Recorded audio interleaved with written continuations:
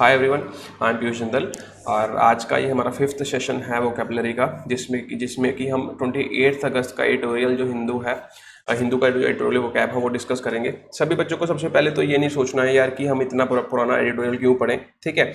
क्योंकि देखो हमारा जो मोटिव है एडिटोरियल से वो ये है कि हमने उससे वोकैब सीखनी है और हमने उससे लैंग्वेज एनहांस करनी है। हर चीज़ का पढ़ने का मोटिव डिफरेंट होता है, ठीक है।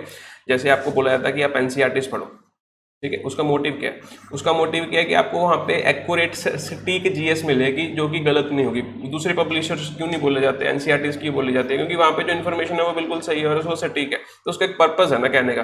तो सिमिलरली जो हम यहाँ पे एडिटोरियल वोकैब पढ़ रहे हैं या फिर एडिटोरियल कवर करते हैं, तो इससे आपकी लैंग्वेज स्किल्स को इन्हांस करना है। तो प्लीज़ ये मत सोचिएगा कि मैं 28 का क्यों पढ़ूँ, मैं पुराना क्यों पढ़ूँ। अब जो सेशन है ये डिसरप्ट हो गया था किसी रीजंस की वजह से। पहले 2-3 दिन मैं बहुत ज़्यादा बिजी हो गया था और उसके बाद 1-2 दिन जो है टेक्निकल इश्यूज आ गए थे, तो वीडियो नहीं बन पा रही थी और अपलोडिंग में दिक्कत आ रही थी। तो आज से हम इसको कंटिन्यू करेंगे और अब हम डिस्कस करने जा रहे हैं 28 अगस्त का एडिटोरियल, ठीक है। मतलब इसकी जो वोकैब होगी। तो जो बच्चे ऐप के साथ नहीं जुड़े तो ये हमारी ऐप है इलेक्ट्रिकल लर्निंग ऐप, तो यहाँ से वो ऐप डाउनलोड कर सकते हैं। इस पर लाइव क्लासेस मिलेंगी, डेली पीडीएफ होंगी और रिकॉर्डिंग्स अवेलेबल होंगी।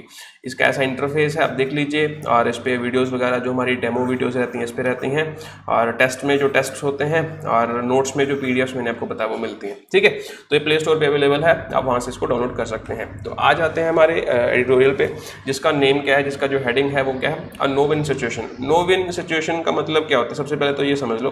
देखो जो नो विन है ना, ये एडजेक्टिव है यहाँ पे, ठीक है। और ये जो बात की जा रही है किसके बारे में की जा रही है अभी बताता हूँ, ठीक है। ये बात की जा रही है कि हमारे जो जेईई एंड नीट के एग्ज़ाम है, ठीक है, उसके बारे में ये सारी बात की जा रही है।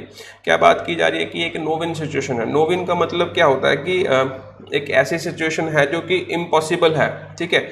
आप इम्पॉसिबल सिचुएशन कह सकते हैं या फिर ऐसी सिचुएशन जिसका जो रिजल्ट है ना वो इम्पॉसिबल है, जो आउटकम है वो इम्पॉसिबल है, ठीक है। तो आप ये कह सकते हैं इसको अ थैंकलेस सिचुएशन, थैंकलेस, ठीक है, a thankless no win situation,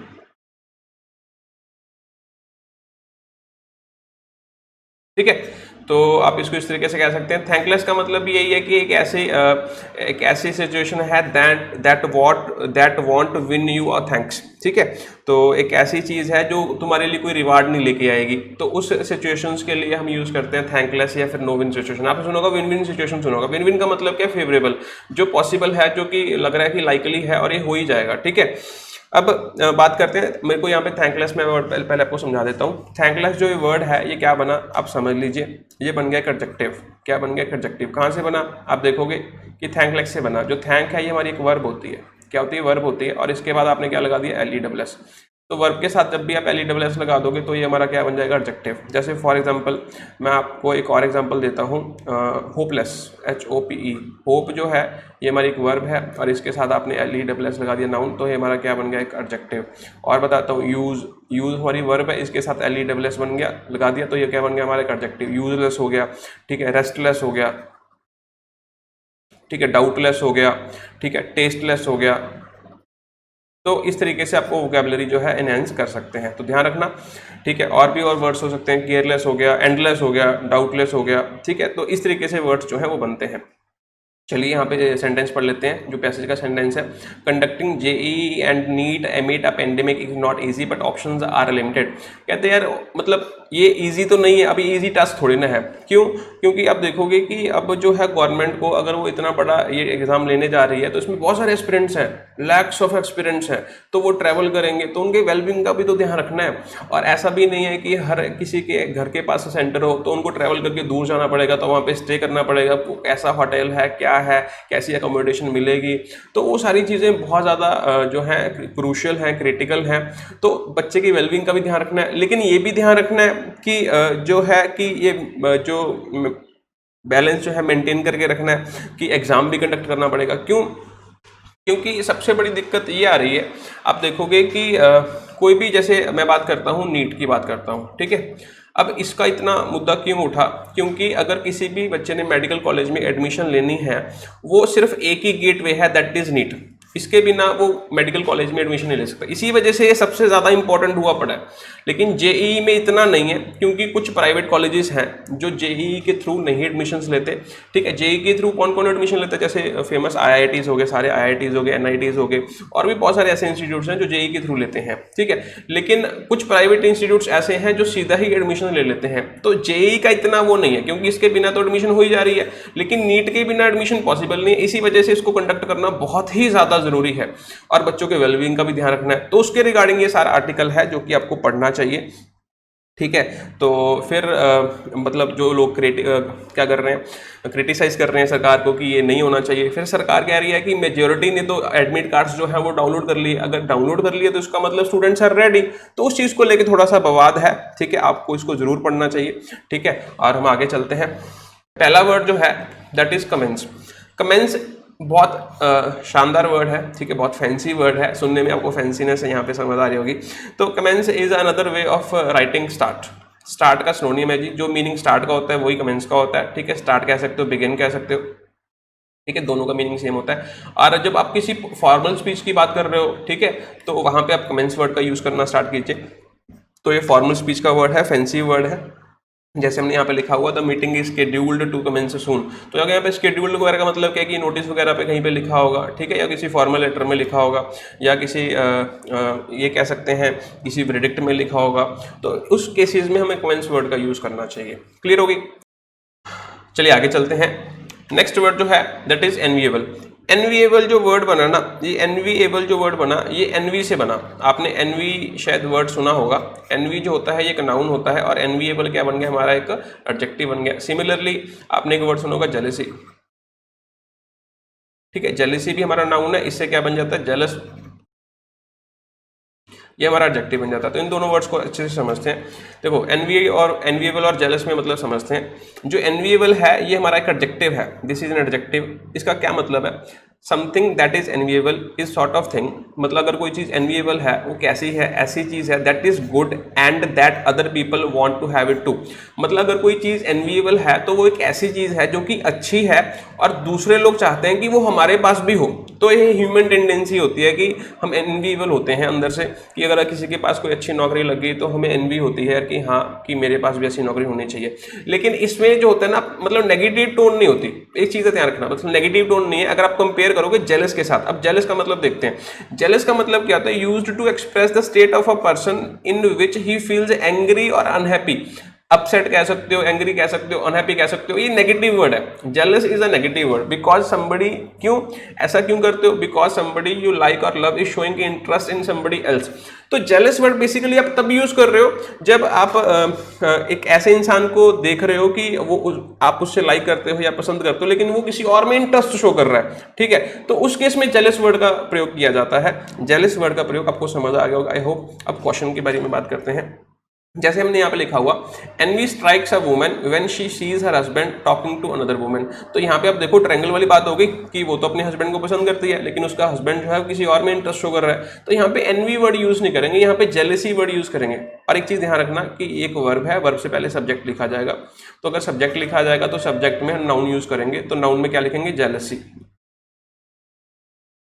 ठीक है, तो इस चीज का आपको ध्यान रखना है। तो मैं फिर से बता देता हूं कि एनविएबल में और जेलेसी में एक छोटा सा डिफरेंस होता है। वो क्या डिफरेंस होता है कि एनविएबल हम नेगेटिव टोन में यूज नहीं करते as comparative to jealousy.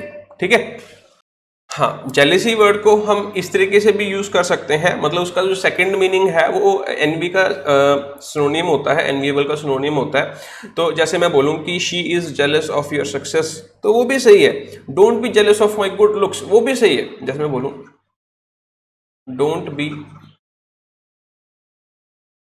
jealous of my looks या गुड लुक्स। ठीक है, तो इसका मतलब भी यही है कि मतलब यहाँ पे अगर बोल रहे हो तो ये नेगेटिव टोन है, बस आपको इतना ध्यान रखना है। ठीक है, तो यहाँ पे जो जेलस है इसका मतलब ये वाला मतलब नहीं है जो यहाँ पे लिखा हुआ है, used to express a state in which he feels angry और upset because somebody you like और love is showing interest in somebody else. तो ये वाला मीनिंग नहीं है, इसका भी इनविएबल वाला मीनिंग है।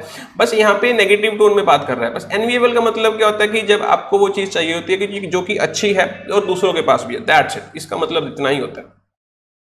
नेक्स्ट जो हमारा मेन वर्ड जो हमने करना है दैट इज अनएनविएबल। अनएनविएबल का मतलब क्या हो जाएगा? एनविएबल का मतलब क्या था कि जो चीज अच्छी है और आपको अराउज कर रही है। अराउज का मतलब प्रोवोक, प्रोवोक का मतलब इंस्टिगेट। ठीक है, ये मैंने अपनी वर्क की क्लासेस में ये वर्ड बताए होंगे। ठीक है, जो आपको प्रोवोक कर रही है कि यार अगर उसके पास है तो मेरे पास भी होनी चाहिए, बस दैट्स इट, इतनी सी बात है। अनएनविएबल का मतलब क्या है कि जो चीज आपको प्रोवोक ही नहीं कर रही, भाई जो चीज आपको अराउज ही नहीं कर रही कि ये चीज मेरे पास होनी भी चाहिए, तो उसको अल्टीमेटली आप क्या कह सकते हो? एन अनएनविएबल फोन या फिर एन अनएनविएबल थिंग का मतलब क्या है कि कैसी चीज है दैट इज अनवांटेड। ठीक है, दैट इज अनवांटेड। ठीक है, और इसको पैसेज में कैसे रिलेट किया गया उसको अब हम सीखते हैं। तो आई होप इसका मतलब समझ आ गया। एक ऐसी चीज that is incapable of arousing envy, आप ये कह सकते हो, इनकैपेबल ऑफ अराउजिंग एनवी। ठीक है, तो आप मतलब समझ गए होगे इसका। और पैसेज में वर्ड यूज हुआ तो वहां पे क्या कह रहे हैं? अ pandemic is and the resultant delay in commencing the admission of professional courses. Commencing का मतलब स्टार्ट करना। ठीक है, रिजल्टेंट डिले मतलब समझ गए आप, to the professional courses that courses have put the union education ministry in an unviable position। तो इसका मतलब उसको इस अनवांटेड सी सिचुएशन कह सकते हैं। यहाँ पे लिटरल मीनिंग कन्वे नहीं हो रहा एक्चुअल में, यहाँ पे जो मीनिंग कन्वे हो रहा है कि जो मैं कह सकता हूँ कि अगर कोई सिचुएशन अनवांटेड है तो मैं उसको ये भी कह सकता हूँ कि वो अनप्लीजेंट है, बिल्कुल कह सकता हूँ। तो अनप्लीजेंट से मैं और क्या कह सकता हूँ कि कोई ऐसी सिचुएशन है जो ऑकवर्डनेस क्रिएट कर रही है,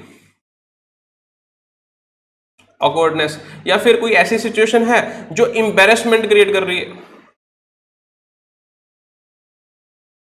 तो अल्टीमेटली मैं इन सभी को कवर करते हुए मैं दूर तक आता हूं तो मैं कह सकता हूं डिफिकल्ट है।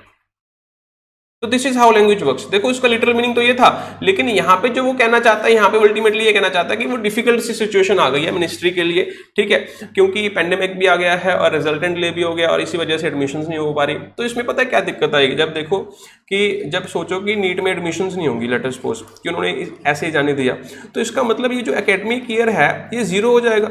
अगर एकेडमिक ईयर ही जीरो हो गया उस मेडिकल कॉलेजेस के लिए, तो उसमें जो भी स्टाफ काम कर रहा है उस स्टाफ को सैलरी कहाँ से मिलेगी? तो आप देख रहे हो जितने भी बंदे उस इंस्टीट्यूट्स के साथ कनेक्टेड होंगे वो सबकी जॉब चली जाएगी, सारे ही जॉबलेस हो जाएंगे। तो ये छोटी छोटी बातें जो हैं आपको ध्यान रखनी है कि इसी वजह से ये जो विवाद है इतना बड़ा हुआ है, ताकि इसको एडिटोरियल में कवर किया गया है। ठीक है, तो इसको अब आगे चलते हैं। चलो, एनविएबल हमने पढ़ लिया, ठीक है, और जेलस भी हमने पढ़ लिया। Next is कोवेट।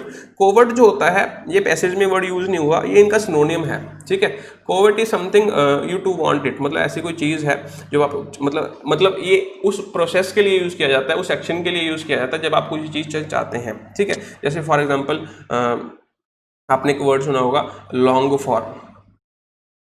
लॉन्ग फॉर का मतलब ही क्या होता है? डिज़ायर। तो उस कंटेक्स्ट में ही हम कोवर्ट वर्ड का यूज़ जो है वो यूज़ करते हैं। ठीक है, जैसे मैं बोलूँ Bharat Ratna is the most coveted award in India, मतलब ये सारे जो लोग हैं इसको डिज़ायर करते हैं क्योंकि ये अच्छी है और सब चाहते हैं कि हमें भी वो चीज़ जो है मिले। जैसे मैं आपको बताता हूँ कि if you covet something you eagerly desire that somebody else has. ठीक है, मतलब अगर आप कोई चीज़ को कोवर्ट कर रहे हो तो इसका मतलब आप एक ऐसी चीज़ चाहते हो जो किसी और के पास है। ठीक है, बाकी डिटेल्ड मीनिंग आपको खुद चेक करना है, ये आपका होमवर्क है। हम नेक्स्ट वर्ड पे आते हैं। हाँ, disrupt. Disrupt is a very easy word. Disrupt का मतलब क्या होता है? आपको पढ़ के ही शायद गैस हो रहा होगा। डिसरप्ट का मतलब होता है अ मेजर डिस्टर्बेंस। ठीक है, एक ऐसी डिस्टर्बेंस या फिर कोई ऐसा इंटरप्शन जो आपके प्लान को चेंज कर दे। ठीक है, तो मतलब उसको नॉर्मल वे में आप कंटिन्यू ना कर पाओ, डिफिकल्ट हो जाए वो चीज़। ठीक है, तो मैं ये कह सकता हूँ कि अ मेजर डिस्टर्बेंस मतलब क्रिएट करना वर्ब है ना, तो मेजर डिस्टर्बेंस का मतलब क्या है? डिसरप्शन जो हो जाएगा वो नाउन हो जाएगा, ITION। ठीक है, जो डिसरप्शन हो जाएगा that is called a major disturbance. ठीक है, तो अगर डिसरप्ट है तो इसका मतलब इंटरप्ट करना, डिसरप्ट करना, डिस्टर्ब करना। ठीक है, तो ये मीनिंग हो जाएगा। जैसे मैं बोलूँ seeking to the limit academic disruption, मतलब वो क्या कि लिमिट करने की बात कर रहे हैं, उसको कंट्रोल करने की बात कर रहे हैं जो एकेडमिक में डिसरप्शन आ रहा है। डिसरप्शन का मतलब क्या कि ये चीज़ें जो है सारी अनप्लान्ड हो रही हैं, बेकार हो रही हैं, तो उस चीज़ को सही करने की बात जो हो रही है वो हो रही है। जैसे मैं सेंटेंस बोलूँ दे डिसरप्टेड द स्लीपिंग चाइल्ड, या फिर द चाइल्ड इज स्लीपिंग, या फिर मैं एक सेंटेंस और बोलूँ दे सक्सीडेड सक्सीडेड का मतलब मैंने आपको समझा दिया था, ठीक है, DED, in disrupting the meeting, ठीक है, डिसरप्टिंग द क्लास, कुछ भी कह सकते हैं। मतलब क्लास को डिसरप्ट करना का मतलब क्या है, जिस वे में वो चल रही थी नॉर्मल वे में उसको डिसरप्ट कर दिया तो वो इस तरीके से चलने लगी, या उसमें हॉल्ट आ गया, उसमें इंटरप्ट आ गया, ठीक है। तो ये आसान सा मीनिंग था। नेक्स्ट चलते हैं कंटेंट। कंटेंट का मतलब होता है कि डिफेंड करना। क्या मतलब होता है? To defend. कंटेंट का मतलब क्या होता है? डिफेंड करना। कि डिफेंड का मतलब बेसिकली क्या होता है? डिफेंड का मतलब होता है कि आप किसी चीज़ को डिफेंड कर रहे हैं, तो इसका मतलब आप चाहते हैं कि कोई इंसान आगे उस पर अटैक ना कर दे। To protect something from attack, protect something from attack, that is called defending, right.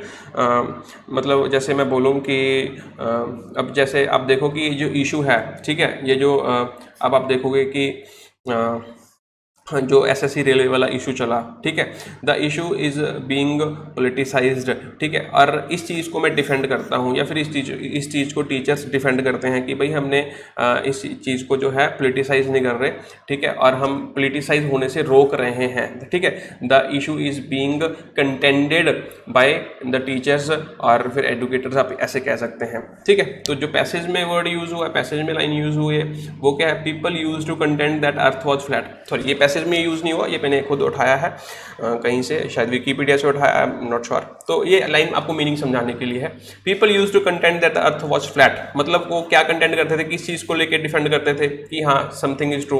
Basically जब कंटेंड करते हैं ना, टू कंटेंड समथिंग, मैं आपको समझाता हूँ, to contend something that is true, मतलब अगर कोई चीज़ सच्ची है, सही है, मतलब या फिर गलत है, मतलब डिपेंड करता है कौन सा कंटेक्स्ट है, कोई चीज़ बेटर है। तो अब जब आप कंटेंट करते हो, जैसे मैंने बोल दिया कि ये ए है, ये बी है, ठीक है, दो कोचिंग इंस्टीट्यूट्स हैं, ठीक है, दो दोस्त हैं, इसका एक का नाम एक्स है, एक का नाम वाई है, ठीक है। एक ने इसमें अपनी जो है काउंसलिंग करवाई, एक में इसमें काउंसलिंग करवाई। तो एक्स को लगता है ए बढ़िया है और वाई को लगता है बी बढ़िया है, तो एक्स ये कह सकता है कि x contents that A is better, ठीक है। तो वो डिफेंड कर रहा है इस चीज़ को। तो आपको, आई होप आपको मीनिंग समझ आ गया होगा। तो यहाँ पे देखते हैं, people use to contend that earth was flat, मतलब पीपल ये चीज़ डिफेंड करते थे, उन लोगों को अपोज करते थे जो कहते थे कि फ्लैट नहीं है, तो इस बिलीफ को वो कंटेंट करते थे, ठीक है, कि ये बात सच है। But eventually when no one dropped off the edge, no matter how far they travelled, the round theory won, मतलब अल्टीमेटली जो है कोई भी एज तक नहीं पहुंचा। मतलब अगर कोई स्क्वायर होगा, रेक्टेंगल होगा, तो एज तक पहुंचोगे ना, तो एज तक पहुंचा ही नहीं है। अगर कोई एज तक पहुंचा ही नहीं है, तो इसी वजह से जो राउंड थ्योरी है वो जीत गई ultimately, that is called content, ठीक है। तो आई होप आपको ये जो मीनिंग है वो क्लियर हो गया होगा, ठीक है। और कंटेंट विद एक फ्रेजल वर्ब भी होता है, मुझे यहाँ तक याद आ रहा है, CONTEND। कंटेंट विद का मतलब होता है किसी डिफिकल्ट सिचुएशन के साथ डील करना, it is a phrasal verb, ध्यान रखना। टू डील, और to deal with a problem that is difficult, या फिर to deal with a difficult person, या फिर to deal with a difficult situation. जैसे मैं एक सेंटेंस लिखूँ, nurses often have to contend with violent and या फिर और ड्रंकन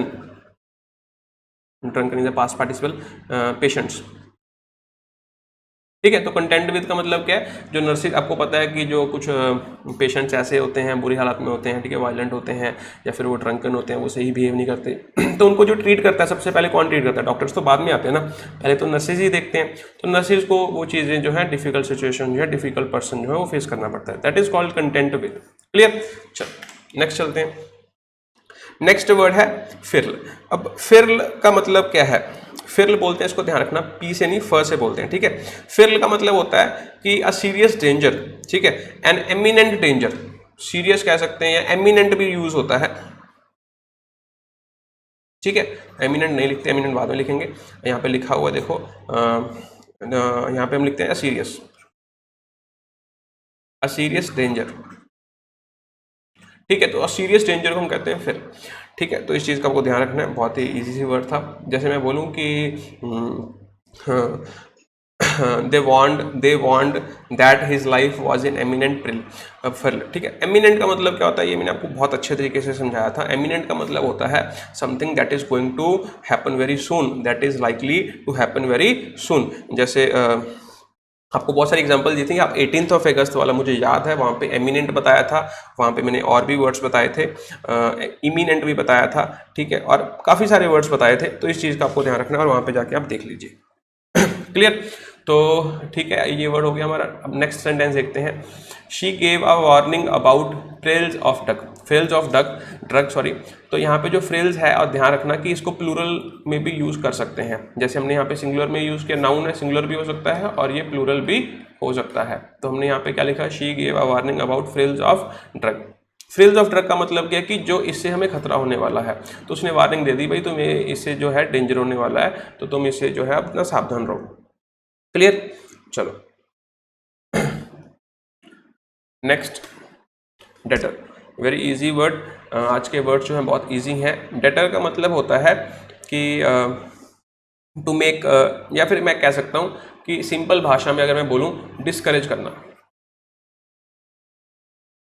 फ्राइटन करना। फ्राइटन जो है, फ्राइट जो है एक नाउन है, ठीक है। तो जब इसके पीछे ईएन लगा दोगे तो एक वर्ब बन जाएगा, ठीक है। तो ये फ्राइटन जो है वर्ब बन गया, ठीक है। ये स्पेलिंग रूल्स में कभी पढ़ाएंगे आपको। तो डिस्करेज करना, फ्राइट करना, ठीक है। तो या फिर बेसिकली इसका लिटरल मीनिंग तो ये होता है कि किसी को डिसाइड करवाना कि भाई तेरे लिए ये अच्छा नहीं है, कि तुम ये काम मत करो, ठीक है। टू मेक समबडी कह सकते हैं, to make somebody decide not to do something और कंटिन्यू डूइंग समथिंग, ठीक है। ताकि आप पहले उसको समझाते हो कि भाई अगर तू ये काम करेगा ना तो तेरे को ये डिफिकल्टीज आएंगी या फिर तेरे को ये अनप्लीजेंट रिजल्ट्स मिलेंगे, तो उसको कन्विंस करना कि तू ये काम मत कर, ठीक है। बेसिकली इसका मतलब है। तो उसको हम क्या कह सकते हैं, डिस्करेज करना, या फिर हम क्या कह सकते हैं, डरा देना, भाई तू ये काम मत कर। हम धमकी वाली सेंस में भी ये वर्ड को यूज कर सकते हैं, ठीक है। जैसे मैं एक सेंटेंस लिखूं, मैंने बोला कि भाई आई आई टोल्ड हर, हाँ चलो ये पीछे वाला सेंटेंस ही देखते हैं, ठीक है। दे वॉन्ट, ठीक है, दानी दे आएगा। They warned that his life was in imminent peril but he wasn't डेटेड। आप समझ रहे हो इसका मतलब, वो डिस्करेज नहीं हुआ, ठीक है। सपोज कोई इंसान है, ठीक है, वो कहीं पे जा रहा है, मूवीज में देखते हैं कि वो रैंडम प्लेस पे जा रहा है, ठीक है, कोई ऐसे सुनसान प्लेस पे जा रहा है, तो उन्होंने वार्न कर दिया, भाई गांव वालों ने किया तुम वहां पे मत जाओ, ठीक है, लेकिन वो डिस्करेज नहीं हुआ, फिर भी वो वहां पे गया, ठीक है। तो यहाँ पे ऐसे इस तरीके से आप वर्ड्स को यूज कर सकते हैं।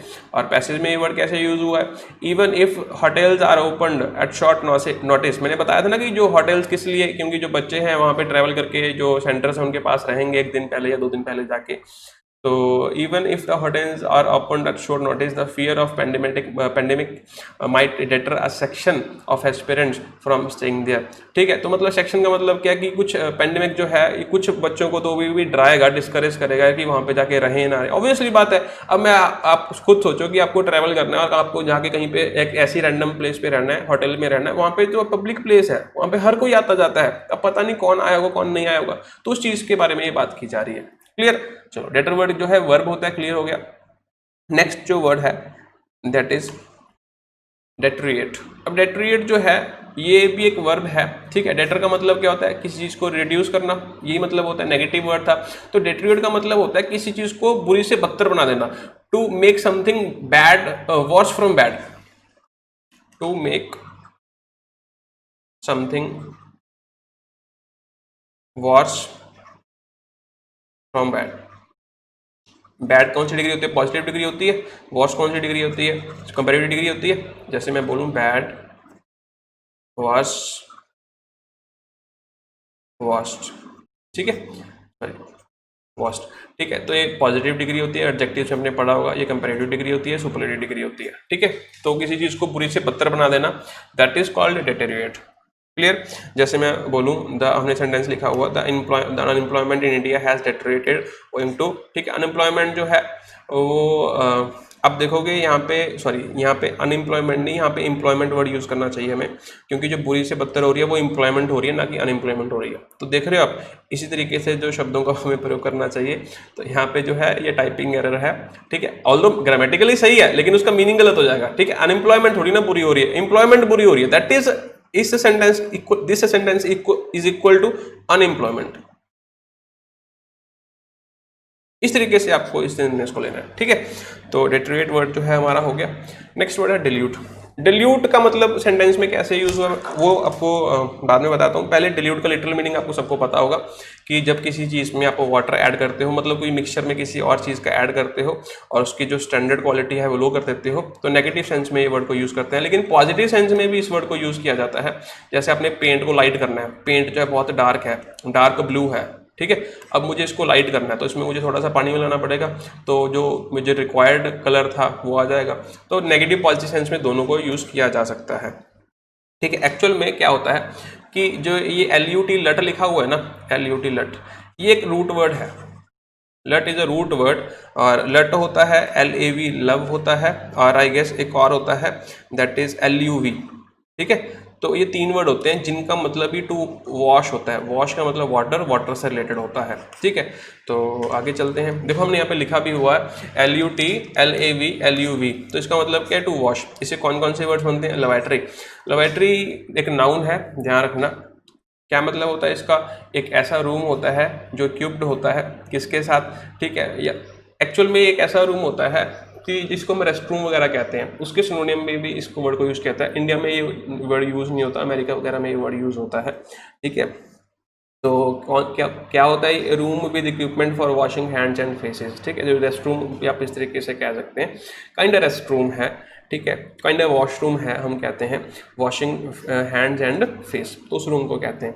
नेक्स्ट वर्ड है LUT। देखो LUT यहाँ पे भी पोल्यूट में यूज़ हुआ, इससे कि ये वर्ड बन गया। पोल्यूट का मतलब भी क्या होता है, किसी चीज़ को गंदगी फैलाना, फाउल करना। फाउल फाउल स्मेल का मतलब गंदगी, गंदी स्मेल, अनक्लीन करना किसी चीज़ को, दैट इज कॉल्ड पोल्यूट, ठीक है। तो वो भी किससे बना, इसी से बना।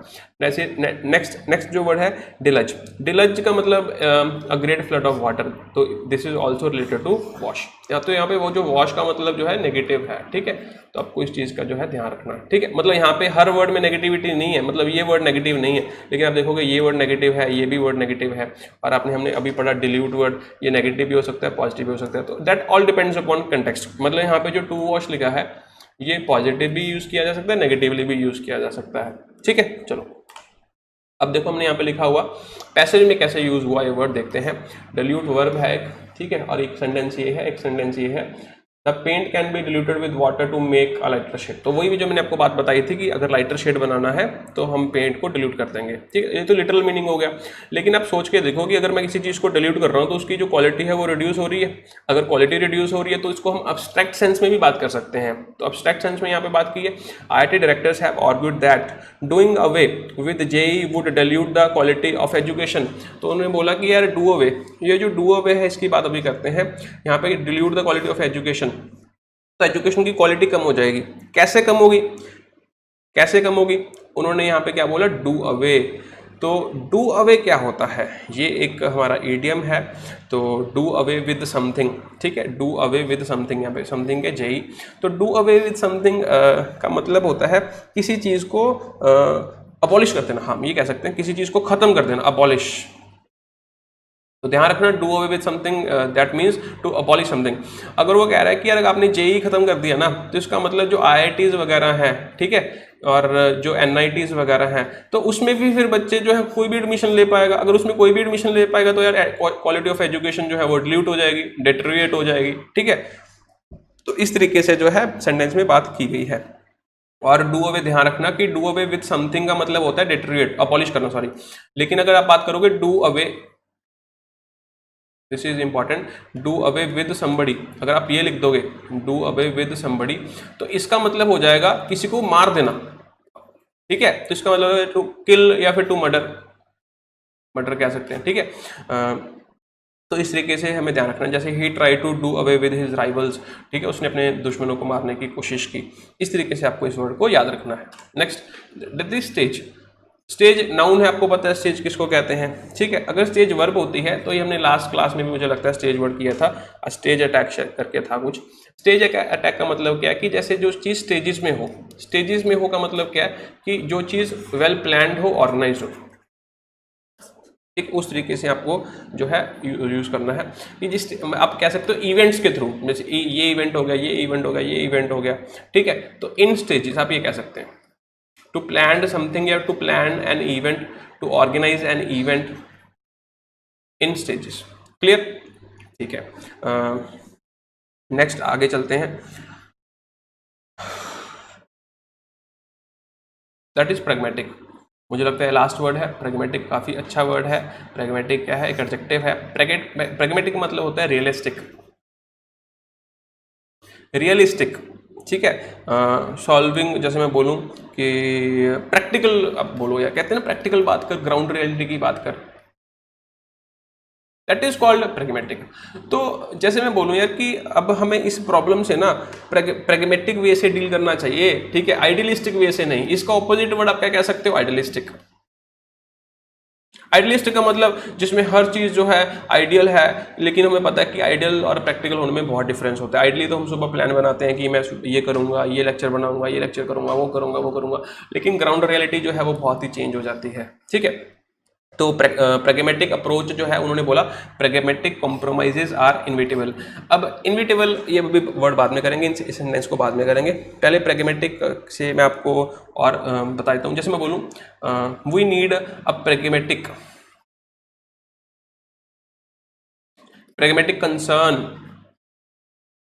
ठीक है। जैसे कोई इंसान आ गया आपके पास, ठीक है, वो आपको नेगेटिव वे में या फिर आपके आपके साथ आके बैठ गया, ठीक है, आपके साथ कोई दुर्घटना हो गई, कोई दुख हो गया और वो आपके पास आके बैठ गया, ठीक है, और वो आपको कंसर्न दिखा रहा है, तो आपने उसको बोला यार कि मुझे ऐसा कोई कंसर्न नहीं चाहिए, मुझे प्रैग्मेटिक कंसर्न है। तो वो बता, प्रैग्मेटिक अगर तू रियली कंसर्न है ना मेरे लिए, तो उस केस में हम प्रैग्मेटिक कंसर्न कह सकते हैं। या फिर और क्या कह सकते हैं, अब प्रैग्मेटिक अप्रोच, ठीक है। अब जैसे अब सेंटर वालों ने, आपको पता है कि सभी टीचर्स ने मिलके एक प्रैग्मेटिक अप्रोच को अपनाया। क्या अपनाया कि ट्विटर, आपको पता है कि ठीक है, बहुत उसकी जो वॉइस है बहुत हाई है, तो वो प्रैग्मेटिक अप्रोच थी। उन्होंने रियल टाइम बेसिस पे जो है उस प्रॉब्लम के साथ डील किया और एसएससी ने उसका जो टेंटेटिव डेट है वो भी दे दी, तो उसको प्रैग्मेटिक अप्रोच कह सकते हैं। तो आपको ये वर्ड जो है वो क्लियर हो गया होगा। तो सॉरी, इनविटेबल जो वर्ड है ये हमारा रह गया।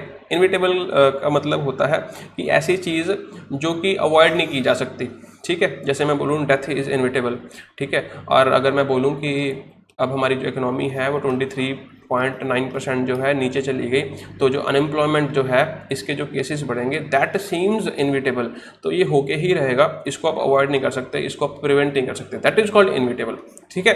तो आई होप आपको क्लियर हो गया होगा। जैसे हम सेंटेंस लिख लेते हैं, अ राइज इन अनएम्प्लॉयमेंट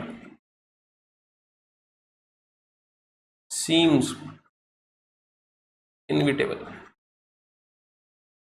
ठीक है। मतलब ये अब देखो ना, अनएम्प्लॉयमेंट बढ़ेगी बढ़ेगी, तो इसको कोई रोक नहीं सकता, कोई भी नहीं रोक सकता, ये किसी के हाथ में नहीं है। क्यों? क्योंकि इकोनॉमी जो है वो नीचे चले गई, ठीक है। तो that is how this word is used, और इस वर्ड का जो पार्ट ऑफ स्पीच है दैट इज एडजेक्टिव। तो आप बच्चों को, जो पेड बैच के स्टूडेंट्स हैं, उनको समरी लिख के भेजनी है, मैं पीडीएफ जो है टेलीग्राम के ग्रुप में भेज दूंगा। तो और कोई डाउट्स वगैरह हैं तो आप पूछ सकते हैं। Thank you. सब्सक्राइब, कमेंट वगैरह जो भी आपको ठीक लगता है आप करिए। और ये बैच मैंने बताया था 60 आवर्स की ड्यूरेशन है, अभी सिर्फ 5 घंटे की क्लास हुई है, तो ऐसे ही आपको 60 घंटे की क्लास मिलेगी। और इस बैच की जो फीस है दैट इज़ जस्ट 500 रुपीज़, ठीक है। Thank you, bye bye, take care.